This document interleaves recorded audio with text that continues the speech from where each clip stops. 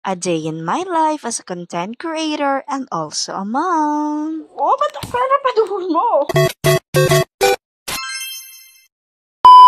Hi guys! Another day, another blessing na naman para sa ating lahat for today's video. Literal na day in my life nga lang talaga ang aking gagawin for today's video dahil wala nga po muna tayong gala serye. Umagang-umaga nga po pala pagkaalis nga po pala ng aking live-in partner ay nagasikaso na nga rin po pala ako dito sa greenhouse nila Ate Mara. Naglabas na nga rin po pala ako dyan ng mga sinampay ko kahapon at yung mga sinampay ko ngayong araw. Yung kahapon nga po pala kasing nilabhan ko ay hindi naman natuyo dahil medyo maulan nga po pala kahapon kaya ngayon ay pinagbigyan nga po pala talaga tayo ng panahon. Maganda nga po kasi ngayon ang sikat ng araw kaya naman eto mabibilad ko nga po pala at matutuyo na naman ang mga damit. Pagkatapos ko nga rin po pala dyan magsampay at maglaba, eto nga po pala ang aking anak na nagpapanood nga po pala dyan ng TV. Minuksan ko na nga rin po muna talaga dyan ang TV para nga po ako ay makagawa na dun sa labas. Gawa ng kapag ito nga po pala talagang anak ko ay sinama ko pa sa labas ay hindi nga po pala talaga ako makakagawa ng gagawin ko dun. Medyo makulit-kulit na nga rin talaga itong ano ko kaya naman eto at pinapanood ko na nga lang po pala dun sa loob. Habang ako naman ay eto pinagkukuha ko nga po pala yung mga gaoo na hulog nga po pala ng mga nyog. Medyo mahirap na nga rin po pala talagang gamitin ang karumatilya dahil natitirko-tiko na nga po at medyo sira na nga talaga ito. Pero kaya pa naman talaga itong pagtsagaan kaya naman eto pinagtsatsagaan ko na muna. Pagpasensyahan nyo na nga rin po pala ang damit ko ngayon dahil butas-butas na. Hindi na nga rin po kasi ako nagpalit ng damit dyan dahil dagdag pa nga talaga ito sa labahan. Kaya naman eto na po pala talaga yung dinamit ko dahil paggabi nga po pala talaga ay ma-press ko at ito nga rin po pala talaga ang paborito kong damit paggabi. Nung natapos na nga rin po ako ng pagpulot ng mga gaoo dito sa greenhouse ay eto naman po ang aking ginawa. Kahapon nga po pala ay nililinisan ko nga po pala yung dun sa may likod nga po pala ng banlat.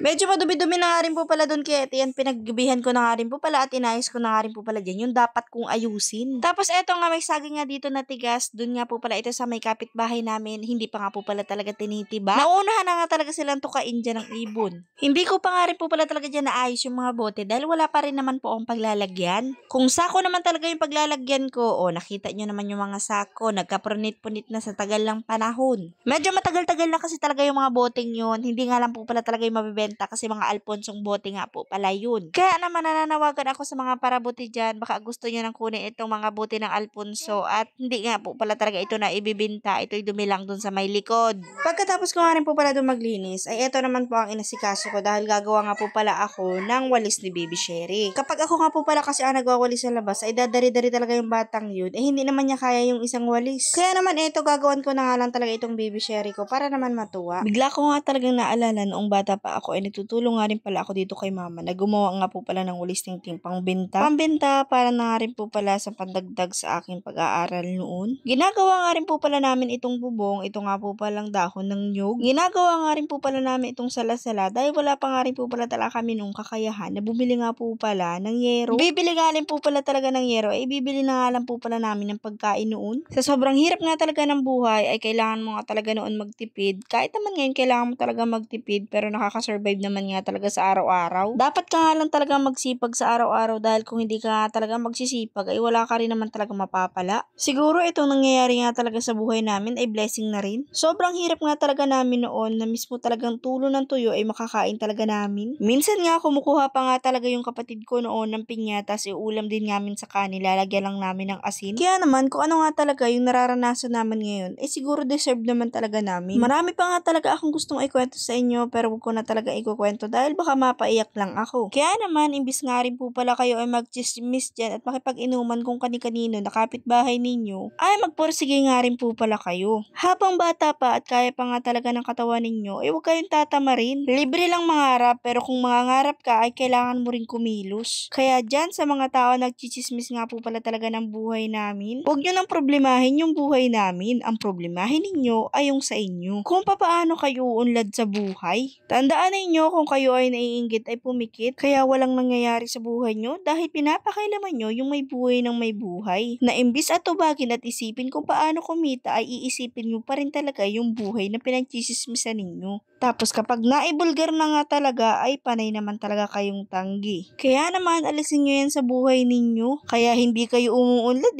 pakialamera kasi kayo. Aray ko!